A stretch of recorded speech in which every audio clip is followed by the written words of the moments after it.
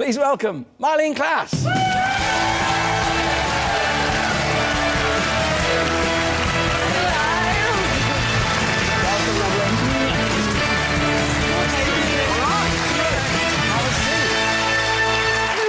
Well, I'm relieved to see you in one piece, because yes. from what I've been reading in the papers, you've been having a bit of a time of it. A bit of a drama down at my end, yes. We had intruders at the house, which is true, and I scared them off. But then, you were told off from scaring them off rather too zealously with a kitchen knife in your hand. I think any mother sitting here, and father for that matter, if you've got your baby girl sleeping upstairs, you will do anything. And if that counts as wielding a knife at your patio doors, well, I don't regret a thing. I would do it again tomorrow to protect my baby girl. The good thing is, now Graham, my other half, he's on his best behaviour. Is it? Yes. Now he knows you can wield the utensils in the kitchen. It's funny, it's fight or fright, isn't it? You always wonder what you do. Hopefully you'll never have to find out, but you do get this inner crazy strength. Were you scared? I mean, did you have time to think?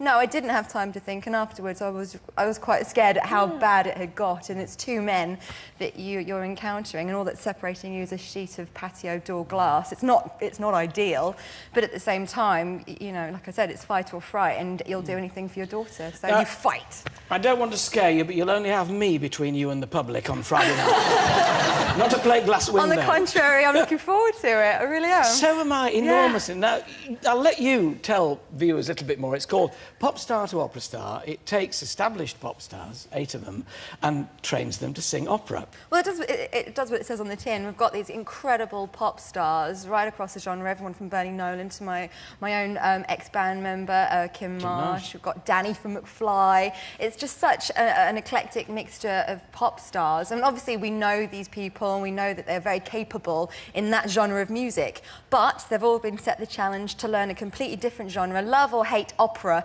It's still going to be quite interesting to see if they can learn a new technique, new languages, and sound good, not like cod opera singing in the bath, but actually deliver. It's going to be really entertaining. And they're all really nervous. I saw them all today. Are they terrified? Terrified, yeah.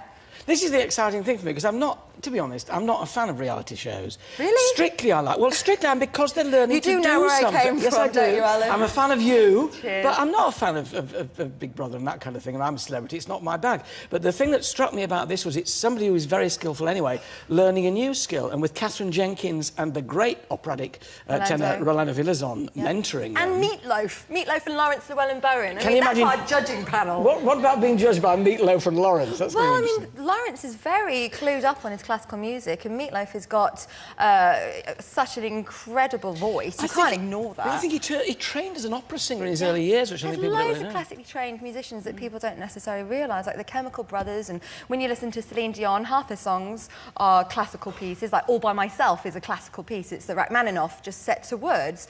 And then you've got Stock Aitken and Waterman that plagiarise a lot of classical, as does Eminem, as do people from the jazz world, the blues world. They all take their influences from the classical world. Sadly, the world of opera now has got this idea that it's large ladies with horns just warbling, but it is so much more than that, as we are about to find out. It's also going to be music that will reach out to people. These are popular arias. That doesn't mean necessarily, though, does it? You're, Royal Academy music trained. Doesn't mean that they're necessarily easy to sing because you know the tune. No, on the contrary, it's one thing learning the technique.